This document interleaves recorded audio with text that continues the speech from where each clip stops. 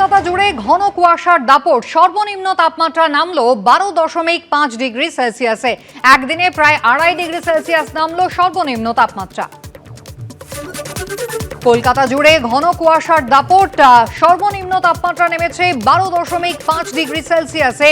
গোটা সপ্তাহান্ত জুড়ে কিন্তু প্রবল ঠান্ডা অনুভব করেছেন দক্ষিণবঙ্গের মানুষ। তাপমাত্রা কিন্তু কমেছে উত্তরবঙ্গেও। একদিনে প্রায় 2.5 ডিগ্রি সেলসিয়াস নামলো সর্বনিম্ন তাপমাত্রা। কুয়াশার দাপট রয়েছে, কনকনে হাওয়ায় জাঁকিয়ে শীত পড়েছে কলকাতায়। ঝাড়গ্রামের ছবি দেখছেন, একেবারে ট্রেন কিন্তু দাঁড়িয়ে রয়েছে এবং কুয়াশায় দেখাই কিন্তু দুষ্কর।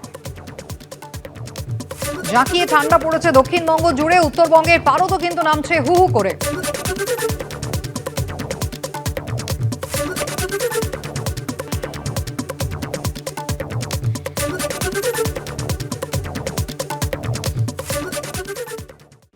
দরকার হলে রাস্তায় অবস্থান করব, অনশন করব পরিযায়ী শ্রমিকদের নিয়ে। ওড়িশার সম্বলপুরে গিয়ে পরিযায়ী শ্রমিকদের পাশে থাকার আশ্বাস দিয়ে হুঁশিয়ারি দিলেন অধীর চৌধুরী। ওড়িশায় মুর্শিদাবাদের সুতির বাসিন্দা পরিযায়ী শ্রমিক খুনের পর গতকাল সম্বলপুরে যান প্রাক্তন কংগ্রেস সাংসদ। গত মাসে তিনি দেখা করেন প্রধানমন্ত্রীর সঙ্গে। বিজেপি শাসিত রাজ্যগুলিতে এরাজ্যের পরিযায়ী শ্রমিকদের উপর নির্যাতন নিয়ে প্রতিবাদে সরব অধীর চৌধুরী। রবিবার তিনি পৌঁছে গেলেন ওড়িশার সম্বলপুরে। পুলিশি বাধা পেরিয়ে দেখা করলেন পরিযায়ী শ্রমিকদের সঙ্গে। পাশে থাকার আশ্বাস দেওয়ার পাশাপাশি হুঁশিয়ারি দিলেন অনশনে বসার।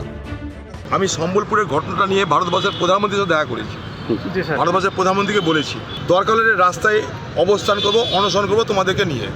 রুজি রুটির সন্ধানে ওড়িশায় গিয়েছিলেন মুর্শিদাবাদের সুতির বাসিন্দা 19 বছরের জুয়েল রানা, কিন্তু সেখান থেকে ফিরেছে তার নিথর দেহ। পরিবারের অভিযোগ, বাংলাদেশি বলে দাগিয়ে দিয়ে খুন করা হয়েছে যুবককে। এ নিয়ে গত মাসে দিল্লিতে প্রধানমন্ত্রীর সঙ্গে দেখা করেন অধীর চৌধুরী। এই ধরনের ঘটনা এড়াতে পদক্ষেপ নেওয়ার দাবি জানিয়ে নরেন্দ্র মোদীকে চিঠিও দেন প্রাক্তন কংগ্রেস সাংসদ। ঘোষণা করেন পরিযায়ী শ্রমিকদের পাশে দাঁড়াতে ওড়িশা যাবেন তিনি। উড়িষ্যায় যে ঘটনা ঘটেছে, আমার জেলার একটা ছেলেকে জুয়েল তাকে পিটিয়ে মেরে দেওয়া হয়েছে এই পরিযায়ী শ্রমিকদের জন্য, এবং আমি আগামী দিনে উড়িষ্যাতেও যাব এই পরিযায়ী শ্রমিকদের জন্য। সেই মতো রবিবার সম্বলপুরে যান অধীর চৌধুরী, কিন্তু পুলিশ তাকে এলাকায় যেতে বাধা দেয়। दिल्ली से मुलाकात करने के लिए, दंगा कोई आंदोलन करने के लिए नहीं आए हैं। फिर भी उन लोगों को भगा दिए गए, डर के मारे वो नहीं आ रहे हैं। ये खुद देख लो कैसे इंडिया में हम रहते हैं। পরে তিনি শ্রমিকদের সঙ্গে হেঁটে সেই জায়গায় পৌঁছন যেখানে জুয়েলকে খুন করা হয়েছিল। সম্বলপুরের লেবার্স চকে দেখা করে কথা বলেন পরিযায়ী শ্রমিকদের সঙ্গে।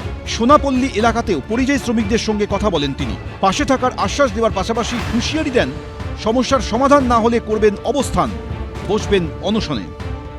দুশ্চিন্তা করো না, কিন্তু অসতর্ক থেকো না। ঘটনাগুলো ঘটছে, অসতর্ক থেকো না। কিন্তু দুশ্চিন্তারও কারণ নাই, কারণ এগুলো এইভাবে চলতে দেওয়া যাবে না। তোমরা ঘাবড়িও না, এতদূর যখন আসতে পেরেছি অনেক দূর যেতে পারবো। আমি সম্বলপুরের ঘটনাটা নিয়ে ভারতবর্ষের প্রধানমন্ত্রীর সাথে দেখা করেছি। ভারতবর্ষের প্রধানমন্ত্রীকে বলেছি দরকার হলে রাস্তায় অবস্থান করবো, অনশন করবো তোমাদেরকে নিয়ে। পরে দলীয় নেতাদের সঙ্গে বৈঠক করেন অধীর।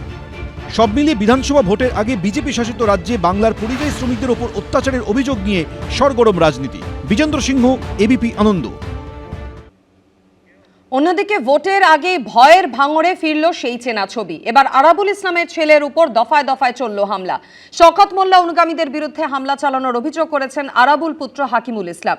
যদিও হাকিমুলের অভিযোগ অস্বীকার করেছেন ভাঙড়ের পর্যবেক্ষক এবং ক্যানিং পূর্বের তৃণমূল বিধায়ক শওকত মোল্লা।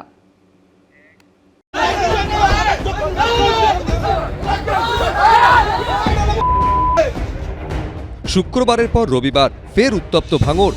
এবার আরাবুল ইসলাম ও শওকত মোল্লার গোষ্ঠীর দ্বন্দ্বের জেরে দফায় দফায় রণক্ষেত্রের চেহারা নিল এলাকা।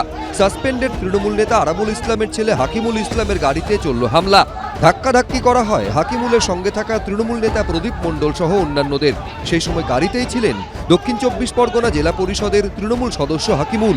এদিন বেলা 11টা নাগাদ ভাঙড়ের কাঠালিয়ায় তৃণমূল নেতা অদূত মোল্লার বাড়িতে যান আরাবুল ইসলামের ছেলে হাকিমুল। অভিযোগ, অদূত মোল্লার বাড়ি থেকে বেরোনোর পরই হাকিমুলের গাড়িতে হামলা চালানো হয়।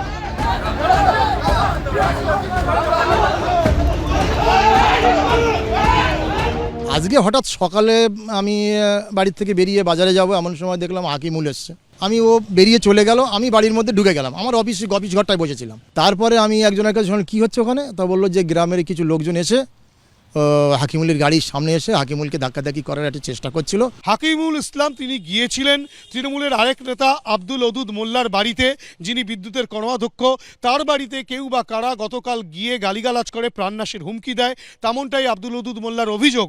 এবং সেই অভিযোগের প্রেক্ষাপটেই কিন্তু হাকিমুল ইসলাম, প্রদীপ মণ্ডল তারা তার সঙ্গে যখন দেখা করতে যান, সেই সময় কিন্তু শওকত মোল্লার বাহিনী রীতিমতো হাকিমুল ইসলাম, প্রদীপ মণ্ডল তাদের উপরে চড়া হয়, তাদের সেক্ষেত্রে মারধর করে, তাদের গাড়ির উপরে হামলা হয়, তেমনটাই অভিযোগ। ঘটনাস্থলে কাশীপুর থানার পুলিশ এলে পরিস্থিতি নিয়ন্ত্রণে আসে। হাকিমুল ইসলামরা গাড়ি নিয়ে অদূরেই আরাবুল ইসলামের পেট্রোল পাম্পে গেলে সেখানেও চলে হামলা। সিসিটিভি ফুটেজে হাকিমুলকে মারধর করার ছবিও ধরা পড়ে। এই ঘটনায় ক্যানিং পূর্বের তৃণমূল বিধায়ক ও ভাঙড়ের পর্যবেক্ষক শওকত মোল্লার বিরুদ্ধে অভিযোগ করেছেন হাকিমুল ইসলাম।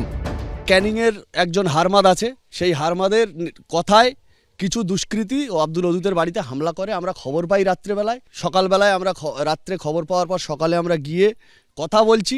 এমতো অবস্থায় ফের সেই হারমাদের কথায় আবার কিছু দুষ্কৃতীরা এসে আমাদের উপরে আক্রমণ করে। পোলেরহাট পাম্পে আসি, ওরা পিছনে ধাওয়া করে পাম্পে এসে যেভাবে আক্রমণ করলো আমাদের ওপরে, এবং প্রদীপ মণ্ডলকে লোহার রেলিং তুলে যেভাবে আক্রমণ করেছে, যেভাবে মেরেছে, একটা নার্সিংহোমে আমরা ভর্তি করার জন্য তাকে পাঠিয়েছি। যদিও শওকত অনুগামীরা পাল্টা হাকিমুল ও তার অনুগামীদের বিরুদ্ধে অশান্তি পাকানোর অভিযোগ করেছেন। হাকিমুল এবং প্রদীপ মণ্ডল তারা এসে ভোগালী 2 নম্বর অঞ্চল তৃণমূল কংগ্রেস ভালো একটা সুস্থ অঞ্চল, সেই অঞ্চলে গ্রুপবাজি করে অঞ্চলটাকে হারানোর চক্রান্ত করছে। এই হাকিমুল, আরাবুল, প্রদীপ, ওদুদ সহ অবিলম্বে দল থেকে যদি বহিষ্কার হয়, আমরা কঠিনতম কঠিন আন্দোলনের ডাক দেব। এই ঘটনায় ফের আরাবুল শওকতের দ্বন্দ্ব প্রকট হয়েছে। শওকত মোল্লা কি চাইছে? ভাঙড়ে জিততে চাইছে, না এখানে আইএসএফদের সুযোগ করে দেওয়ার জন্য উনি চেষ্টা করছেন? ভাঙড়ের মানুষ, সাধারণ তৃণমূল কংগ্রেস যারা বসে রয়েছে, যারা পুরনো তৃণমূল কংগ্রেস, যারা আমার সাথে তৃণমূল কংগ্রেসটা করেছে, দিদির যখন দুদিনের সময় যারা ভাঙড়ে নেতৃত্ব দিচ্ছে, হাজার হাজার লোক কলকাতার মাঠে গেছে, সেই সব লোক একটাও ওর সাথে নেই। কারা আছে ওর সাথে? বেশ কিছু সিপিএমের লোক আর বেশ কিছু হারমাত। ভাঙড় তৃণমূল কংগ্রেস ঐক্যবদ্ধ, ভাঙড় তৃণমূল কংগ্রেস আগামী দিনে জিতবে, কোনো গোষ্ঠীদ্বন্দ্ব নেই। হামলার অভিযোগ, সেটা নিয়ে কি বলবেন দাদা? মিথ্যা কথা বলে অনেক। এদিনের ঘটনা আরও অস্বস্তিতে ফেলল তৃণমূলকে। সেটা পার্টি দেখে নেবে, সেটা আমাদের তৃণমূল কংগ্রেস পার্টি দেখে নেবে, হওয়া উচিত না। ঘটনার জেরে থমথমে এলাকা। হিন্দল দে, রঞ্জিত হালদার, অনির্বাণ বিশ্বাস, এবিপি আনন্দ। এবিপি আনন্দ, এগিয়ে থাকে, এগিয়ে রাখে।